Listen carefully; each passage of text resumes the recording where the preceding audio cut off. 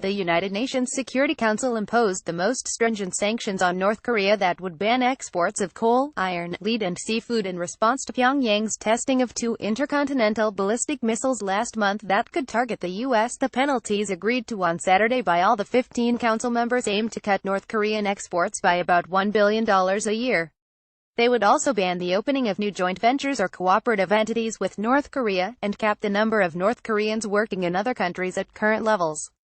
Existing joint ventures would also be prevented from expanding their operations. The price the North Korean leadership will pay for its continued nuclear and missile development will be the loss of a third of its exports in hard currency, said Nikki Haley, U.S. ambassador to the UN.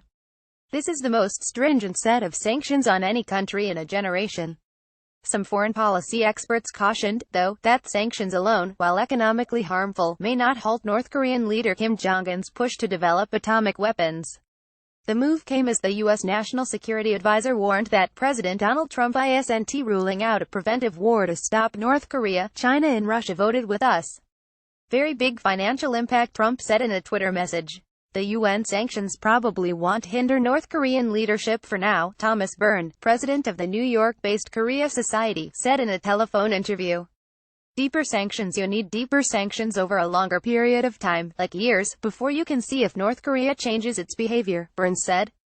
The sanctions will have an economic impact but little effect on the strategic intent to develop ballistic missiles. The U.S. and China had been negotiating the draft text released on Saturday for about a month. Sanctions against North Korea require buy-in from Beijing because it's the isolated North Asian country's biggest trading partner by far. Haley had recently blamed China and Russia for preventing stronger measures against Kim's regime, but on Saturday she personally thanked the Chinese for their help. The resolution also signaled a shift by the U.S., which declined to call a meeting of the Security Council after North Korea tested a second intercontinental ballistic missile in July. Haley said at the time that another resolution would be pointless. This was a gut punch to North Korea today, Haley said in an interview on CNN. They can either now take heed and say, okay, let's start being responsible and let's see another avenue, or they can continue what they're doing and the international community will respond. The resolution condemns in the strongest terms North Korea's July 4 and July 28 missile tests, and adds new individuals and entities, including the Foreign Trade Bank, a state-owned bank that acts as North Korea's primary foreign exchange bank, to a UN sanctions list. Rocket launch. As the restrictions are the third set of sanctions imposed on North Korea in the past 18 months in an effort to halt the country developing its nuclear and ballistic missile capabilities. The Security Council imposed penalties in March 2016 and again in November after Pyongyang conducted nuclear tests and launched a rocket. Trump isn't ruling out a preventive war to stop North Korea from being able to threaten the U.S. National Security Advisor H.R. McMaster said in an interview with MSNBC done earlier in the week and broadcast on Saturday. The danger posed by North Korea was a grave threat, he said. If they had nuclear weapons that can threaten the United States, it's intolerable from the president's perspective, McMaster told MSNBC's Hugh Hewitt. All options, and that includes a military option, would be considered in response, he said.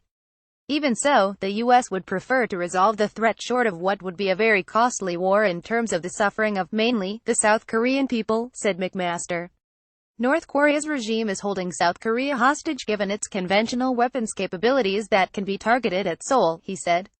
What we have to do is everything we can to pressure this regime, to pressure Kim and those around him such that they conclude it is in their interest to denuclearize, short of war, which military analysts and diplomats say would probably lead to a devastating counterattack on Seoul and its population of some 10 million people. Sanctions are among the few options the U.S. and its allies have.